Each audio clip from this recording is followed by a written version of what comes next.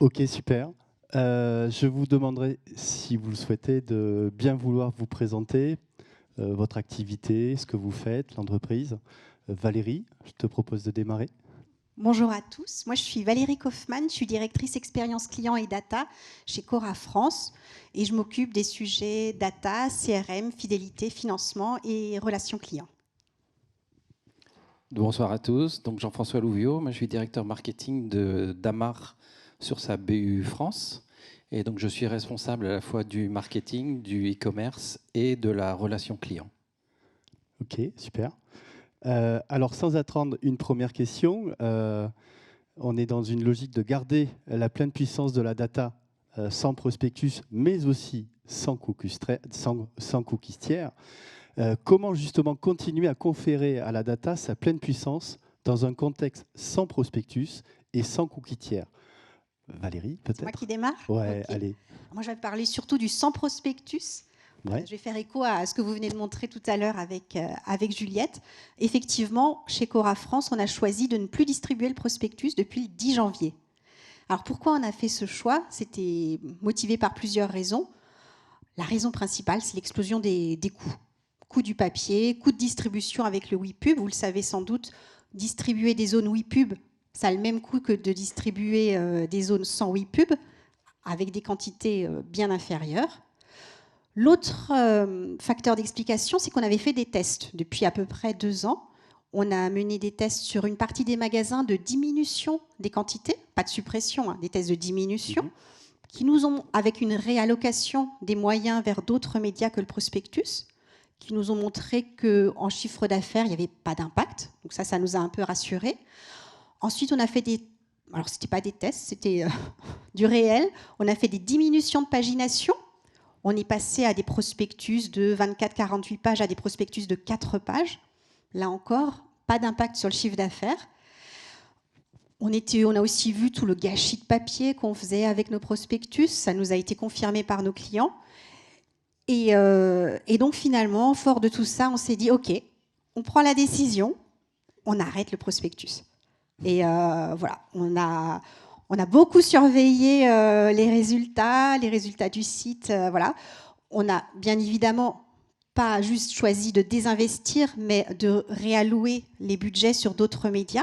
Donc ça veut dire une vraie transformation chez nous, parce que Cora France, on était totalement dépendant du prospectus. C'était le principal et presque unique média, en fait. Donc là, maintenant, on fait de la radio, de la PQR, du display, les réseaux sociaux. On multiplie les canaux de contact, le SMS, on est présent sur WhatsApp. Enfin, voilà, c'est beaucoup de changements à l'échelle de Cora sur la communication. Et pour l'instant... Et un suivi des ventes auprès. Pour l'instant, on est bon. Le chiffre d'affaires est maintenu. Excellent. Voilà. Très bien. Jean-François, sur la partie coûtière, on voit bien que les amendes pleuvent avec la CNIL.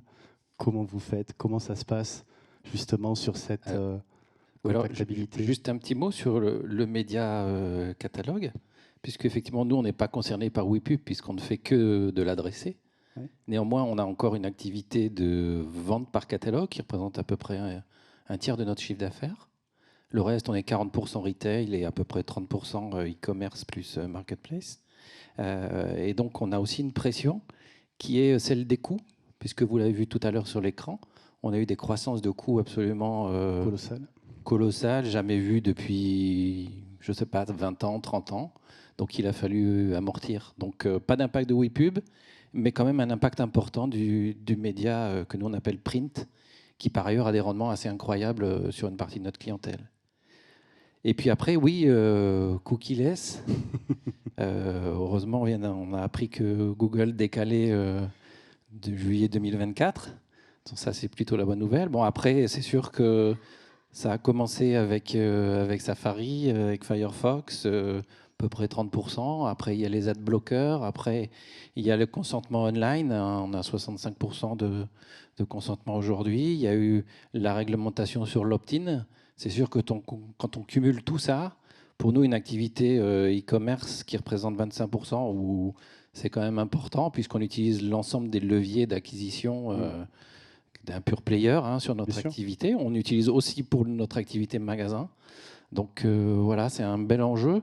Je pense que c'est un enjeu qu'on partage avec nos partenaires publicitaires qui doivent eux aussi nous trouver les solutions pour continuer, puisque si nous, ça nous touche effectivement sur un peu notre performance, on a d'autres médias, on a développé d'autres choses. On a aussi notre intuition de commerçant qui est intéressante. Par contre, je pense que pour tout l'écosystème publicitaire du web, je pense que la question est posée. Il y a des solutions, ça s'appelle le server-side, ça s'appelle les cohortes, ça s'appelle... Donc des tests en cours. Donc oui, mais voilà, des tests en cours, il faut qu'on change beaucoup de choses, mais je pense que nos partenaires publicitaires vont également se bouger sur cette question. On espère. Alors justement, Valérie, quelles sont pour vous les actions que vous mettez en œuvre pour améliorer la contactabilité client dans ce contexte? Qu'est-ce que vous faites pour de vrai? Qu'est-ce que vous réalisez? Quels sont les use cases que tu pourrais partager avec nous? Alors, pour de vrai, ce qu'on fait, pour de vrai. En fait, du coup, sans des clients, on est vraiment on a besoin de contacter nos clients par email, par SMS. Jusque-là, nos taux de contactabilité n'étaient pas optimum. Donc, ce qu'on fait, nous, c'est qu'on s'appuie beaucoup sur les équipes magasins. La plupart de notre business se passe encore en magasin.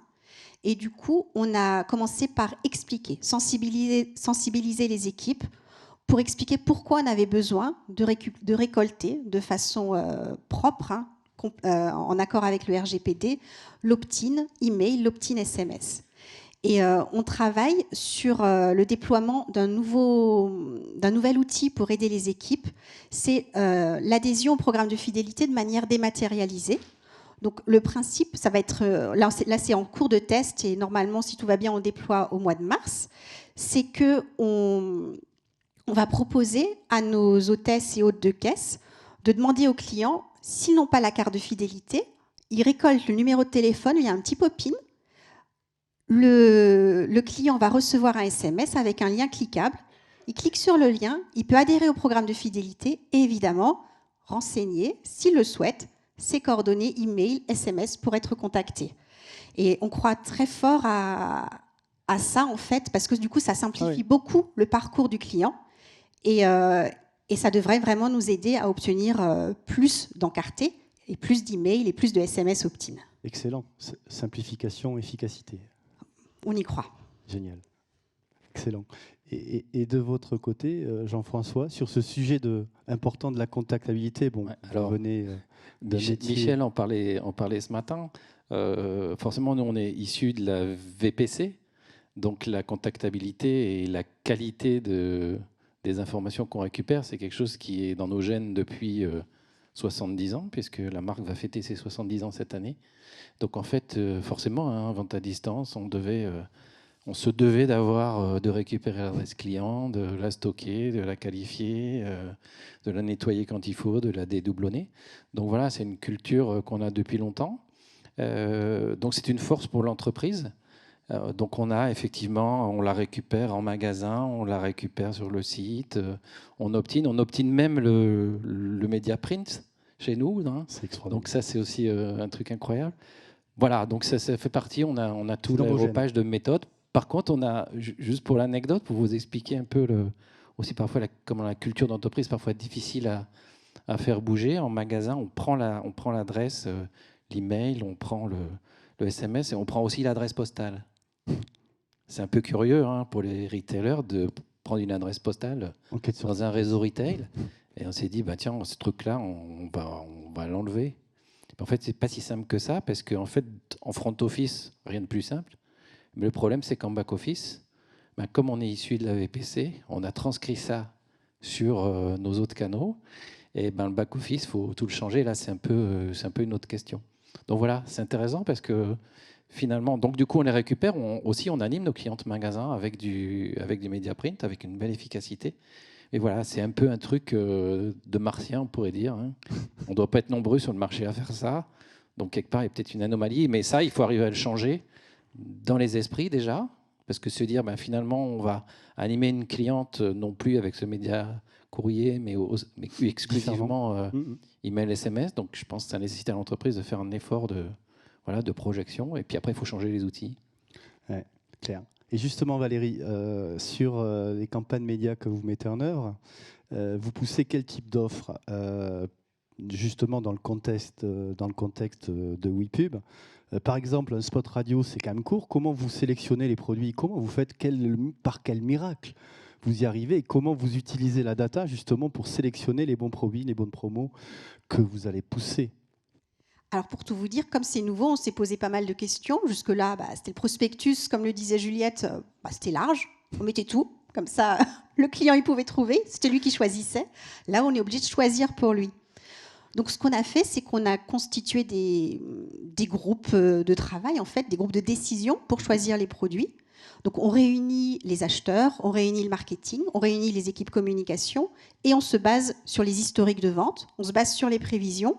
Et fort de tout ça, on choisit les quelques produits, la sélection courte, pertinente à mettre en avant, en fait. Donc c'est un mix entre de la data, du touillage de données. Il y a de la data et il y a de l'expertise aussi. Il y a de l'expérience. Il y a du métier, il y a des choses concrètes qui se passent. D'accord. Oui, oui. Et c'est vraiment un consensus entre les différentes équipes, une validation direction générale, parce qu'il y a de l'enjeu en fait. On passe de tout un prospectus à un produit en radio, 2 produits en PQR. Voilà, donc c'est un vrai choix. C'est une ligne de crête peut-être. Oui, on se cherche. Pour l'instant, voilà, ça marche. Mais l'idée, c'est de trouver les produits qui vont donner envie aux clients après de découvrir tout le reste de l'offre, en fait. Des premiers retours sur justement sur les opérations que vous menez, ou c'est un peu tôt? En fait, on a 20 jours. Pour l'instant, ce qu'on mesure de près, c'est la fréquentation, c'est le chiffre d'affaires. Et pour l'instant, on est content de dire qu'il n'y a pas d'impact.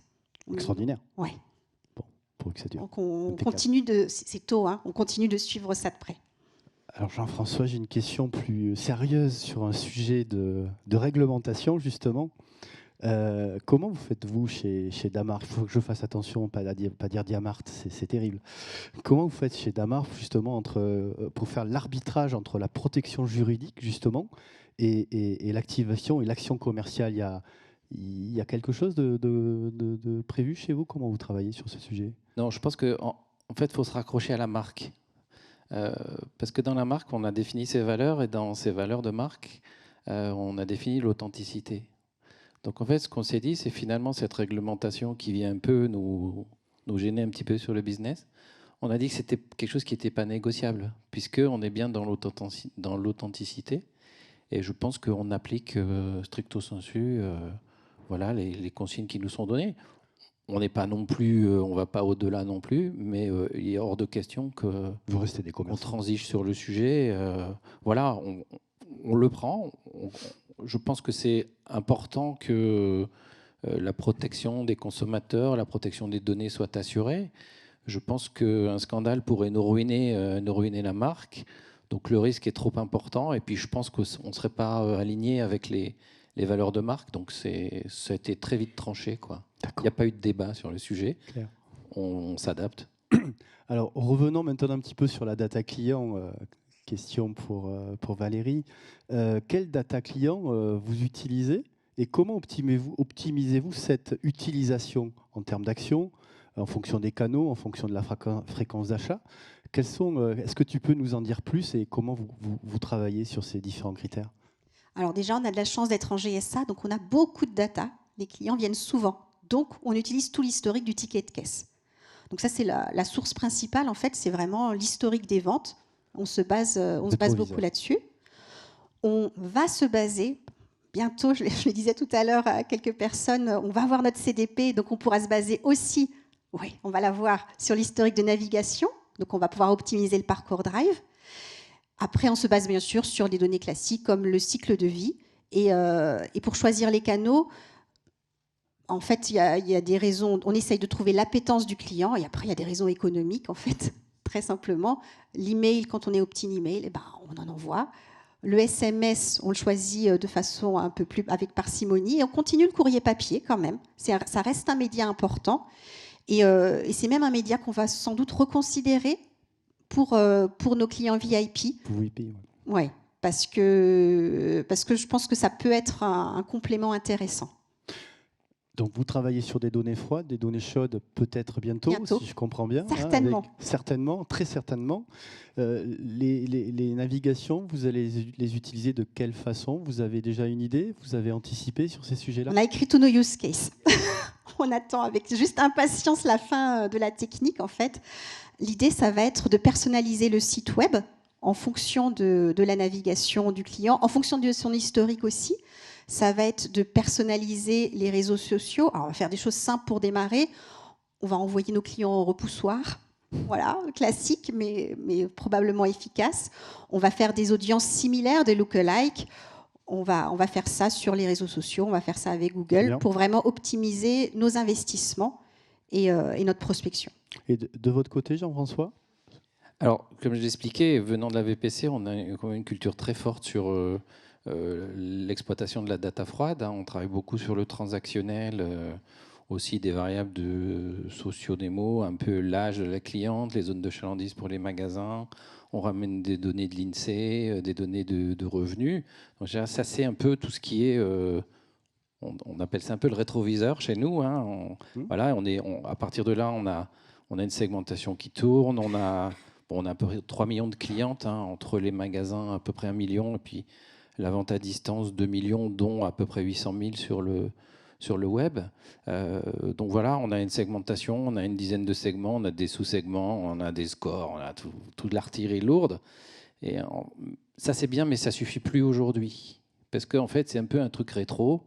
Et ce qui nous intéresse, c'est plutôt d'avoir un petit rétro, c'est un grand pare-brise, c'est facile à retenir comme image, et d'être capable justement de capturer l'information de navigation, des informations qu'on réceptionne au niveau du call center, pour très vite les exploiter. Donc vous élargissez effectivement l'accès aux data.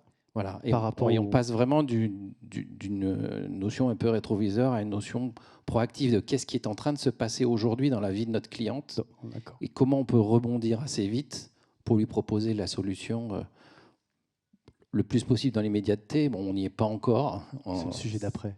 C'est un vrai sujet, mais voilà, c'est un peu comment on met quelque chose de plus dynamique sur quelque chose qui est très robuste, mais qui est limité parce que plus tourné vers l'histoire. Dans ce que j'entends, c'est effectivement cette volonté d'aller vers l'identification des signaux faibles, de telle manière à pouvoir justement cranter un point supplémentaire. Justement, ça. On va parler de personnalisation avec un sujet. Alors juste un petit point de définition de quoi on parle. Quand je parle de personnalisation, je parle de données historisées, donc effectivement, comme tu le disais très bien, d'analyse rétroviseur.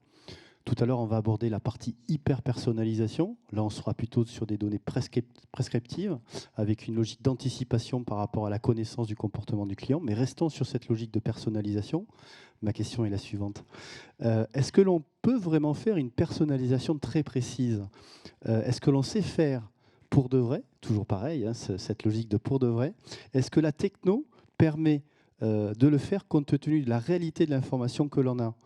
Justement, Valérie, par rapport à ce sujet? Alors, pour de vrai, jusqu'à il y a 2 ans, on faisait bonjour prénom. C'était ça, la personnalisation. On a progressé. Notre premier vrai beau message de personnalisation, c'était un message qu'on a adressé à nos meilleurs clients. On leur faisait un bilan de tous les avantages dont ils avaient bénéficié depuis le début de l'année. Donc, monsieur le client, vous avez eu tant de points, tant de cagnottes. Et du coup, c'était pas si simple que ça, même si dans la théorie, ça l'est. C'était un petit challenge informatique. Qualité de la donnée? Qualité de la donnée, voilà. Donc, on a tout bien vérifié, voilà. Maintenant, on sait faire. Donc, c'était notre premier beau message, bien personnalisé, bien mis en forme, avec le magasin du client, avec une petite offre promotionnelle pour le remercier, quand même. Et en fait, on a eu des super retours. Les premiers retours, c'était de l'interne, en fait. Ah, on sait faire ça, c'est super. Il faut qu'on en fasse plus des comme ça, c'est génial. Donc, on était plutôt contents. On a eu des retours de nos clients aussi, assez satisfaits parce qu'ils se sentaient reconnus. Alors que ce n'était pas le message le plus compliqué, mais voilà, une vraie reconnaissance du client. Et du coup, on essaye maintenant de continuer sur cette voie de la personnalisation. Alors, ce n'est pas de l'hyper-personnalisation, mais voilà, on essaye de parler au client de ce qui est important pour lui et d'utiliser ses datas à lui, en fait. Excellent. Et est-ce que justement, sur cette logique de personnalisation, vous arrivez à tenir des leviers de qualité? Est-ce que vous avez des fréquences d'action qui sont importantes toutes les semaines, tous les mois? Comment vous travaillez cette personnalisation? Alors, on fait ce bilan qu'on avait fait une fois par an, maintenant on le fait effectivement tous les mois. On lui fait un bilan au client de ce dont il a bénéficié avec nous, en fait. Et maintenant, c'est un rendez-vous attendu. Si on n'envoie pas l'email, attention. Vous faites avoir. Il faut surtout être présent et être présent face à cet enjeu. Alors justement, Jean-François, sur ce sujet, je crois que tu as un crantage un peu supplémentaire avec du temps réel, des choses un peu, un peu techniques. La personnalisation, effectivement, c'est le Graal. Hein, c'est le fameux one-to-one dont même déjà les VPCistes parlaient il y a 25 ans. Il y a 25 ans. Ça n'a pas changé. Donc il y a différents niveaux. Donc effectivement, on a des campagnes de masse. Quand on fait des campagnes soldes, on n'a pas grand-chose d'autre à raconter que les soldes. Hein, bon, et puis finalement, c'est ce qui reste le plus efficace. Il faut aussi mesurer l'effort par rapport à ce qu'on a. Quoi. Bon, donc il y a ce niveau-là. Après, nous, on arrive effectivement par nos scorings, etc. On pousse tous les jours de l'email avec du ciblage. De la perso, oui. Est-ce que c'est jusqu'à de la perso vraiment one-to-one individuelle? Aujourd'hui, on commence à y arriver, mais bon, on n'est pas encore complètement dedans. On est encore plutôt segmenté. Après, effectivement, nos prochains projets sont aussi de travailler, s'appuyer beaucoup sur des partenaires externes. C'est sûr qu'on a sur le site les produits recommandés. Là, on est vraiment dans de la perso. On voudrait aller davantage, pouvoir pousser les offres, rappeler les offres sur le site quand la cliente arrive, qu'elles soient loguées, non loguées. Donc, on a aussi ce sujet des non logués, comment on les reconnaît, comment on peut pousser. Donc, voilà, c'est tous des sujets sur lesquels on doit encore s'améliorer. Voilà. Avec des sujets d'email peut-être une fois que la cliente est sortie du site pour lui rappeler que... Après, je vais enfoncer une porte ouverte parce que je pense que vous pratiquez tout ça, mais le panier abandonné, on sait très bien que là, pour le coup, effectivement, dans les paires perso, c'est un truc qui marche très bien. Voilà. Après, je pense que moi aussi, j'alerte de temps en temps mes équipes sur le côté perso parce que à force de la perso, c'est bien, mais il ne faut pas non plus... un peu tuer la marque. C'est-à-dire que trop de personnalisation nous empêche aussi de répondre à l'objectif qu'on s'est fixé, qui est de faire circuler la cliente dans la marque. C'est-à-dire, on peut avoir on a chez nous le fameux thermolactyle que tout le monde connaît. On a des cibles de clientes qui n'achètent que ça chez nous. Donc ça, c'est bien, on les a reconnus. Comme ça nous évite de leur présenter des choses qui n'ont rien à voir. Par contre, ces clientes-là, elles reviennent, mais on voudrait bien augmenter leur panier. Donc, c'est comment on peut leur faire découvrir autre chose. Donc, si on reste purement dans une logique complètement de perso, et si on se centre trop que sur les produits qu'elles achètent, en fait, on risque de ne pas remplir cet objectif. Donc, c'est là où on travaille sur les associations de produits, des look-like par rapport à des clientes qui naviguent dans notre offre plus facilement. Donc, c'est aussi cet élément qu'on a. Perso, oui, mais aussi à un moment, comment on fait découvrir autre chose. Justement, ça me permet de rebondir sur la question suivante, sur l'anticipation des achats et sur les sujets de prédictivité. Valérie, avez-vous des travaux en cours, peut-être, que tu pourrais nous partager sur les sujets d'anticipation, de prédictivité des achats? Alors, pour nous, c'est le futur. On attend notre CDP et là, on va avoir des outils de prédictivité. Mais pour l'instant, on se base vraiment plutôt sur l'historique de nos clients. On pousse les produits préférés des clients et voilà. Ok, très bien. Donc allons maintenant sur l'hyper-personnalisation. Hein. Qu'est-ce qu'on entend par hyper-personnalisation? On est sur un sujet de coaching, on est sur un sujet d'accompagnement du consommateur par rapport à ses préférences. Donc justement, par rapport à cette logique d'accompagnement, et je te comprends, je te reconnais, donc je peux satisfaire tes attentes. Est-ce qu'on est capable d'aller vers un vrai coaching personnalisé, donc de conseils? Valérie, quel est pour toi les sujets sur lesquels vous travaillez actuellement? Alors, nous, on essaye de travailler sur le bien manger, parce que GSA, c'est l'alimentation principalement.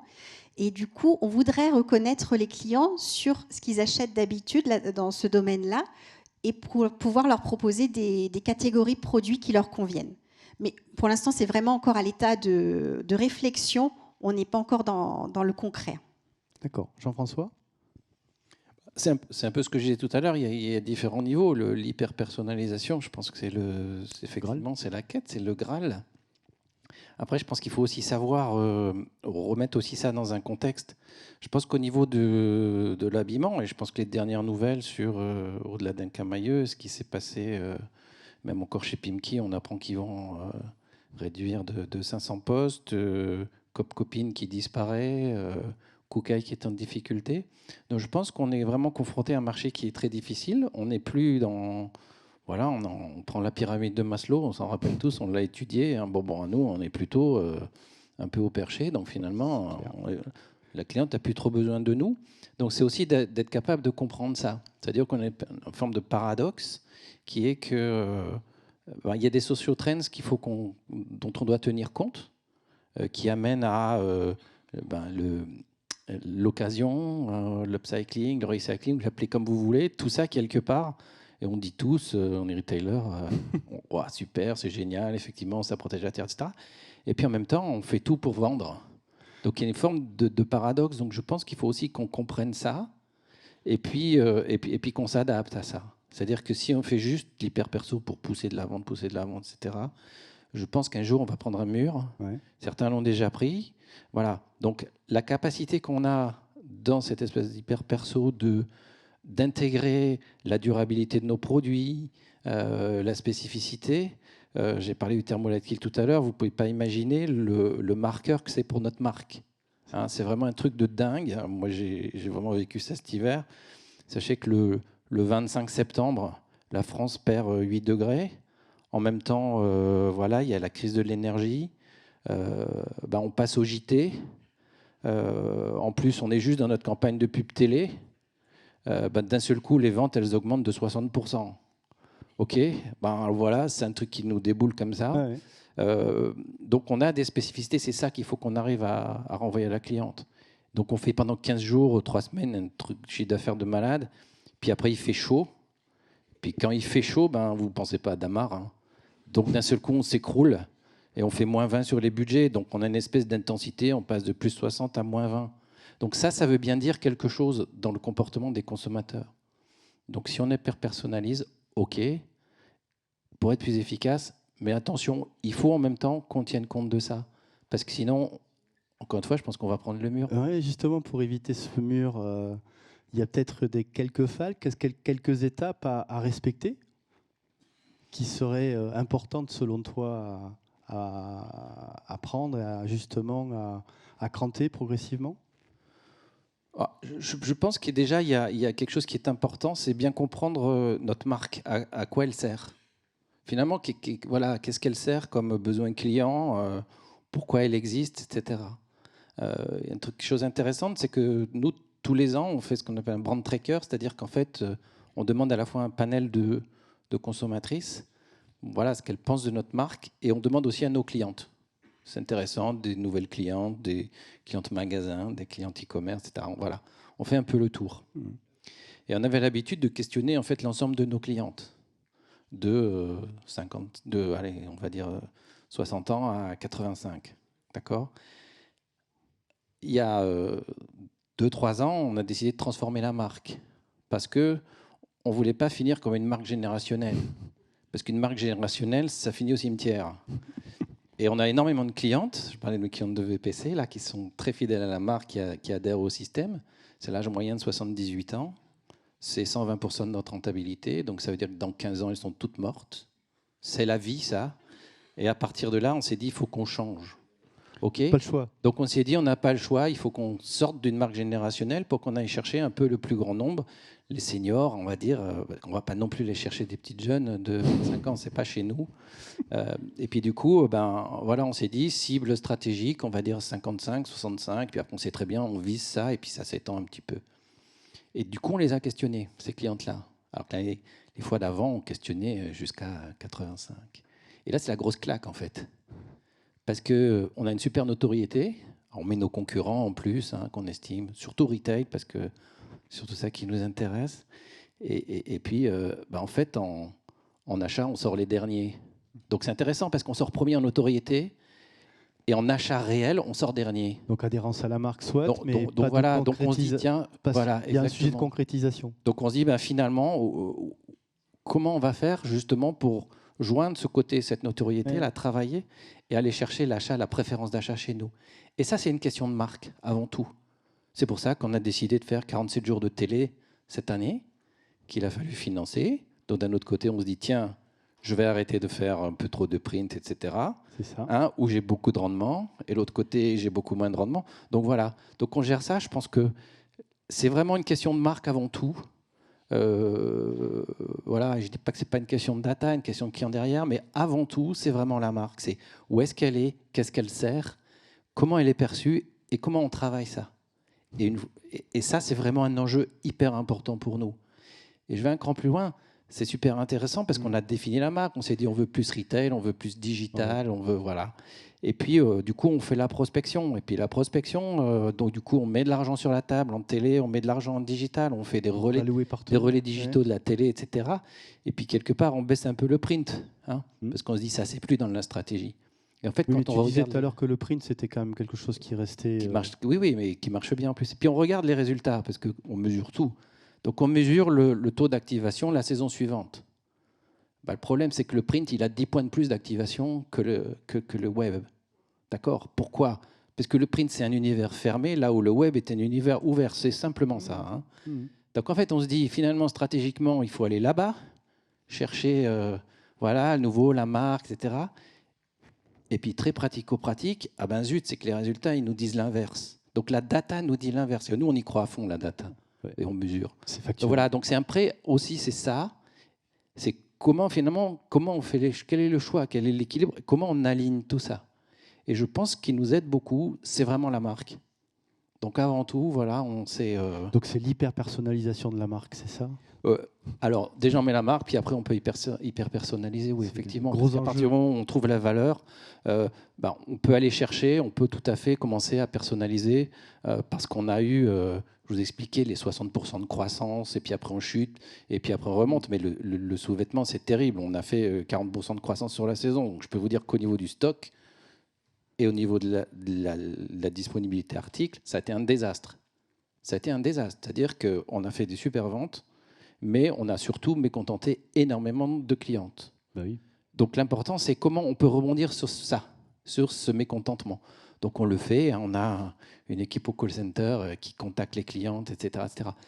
Ça, on aurait voulu avoir des outils pour être plus, voilà, plus industrialiser ce sujet-là. Et là, on va chercher de la data qui n'est plus du tout transactionnelle, qui n'est plus non plus du tout prédictif, mais qui à l'instant T, qu'est-ce qui se passe ? On s'est fait insulter sur les réseaux sociaux, c'était terrible.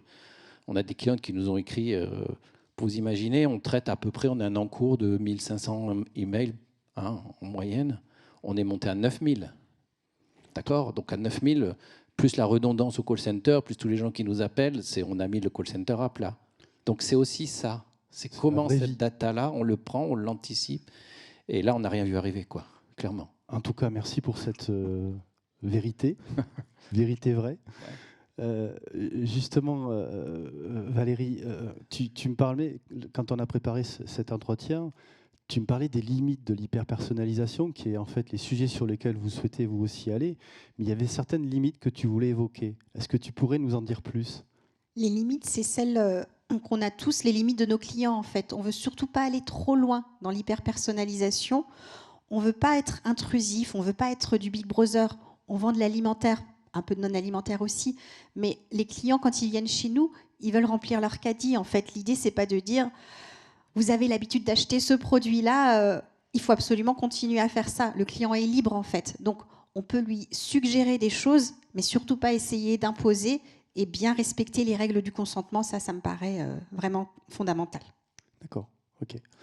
Alors, une dernière question qui va se vouloir un petit peu taquine. Je crois qu'on est malgré tout un petit peu en avance, mais ça a dû démarrer. C'est bizarre, il y a un truc bizarre. Ok, génial.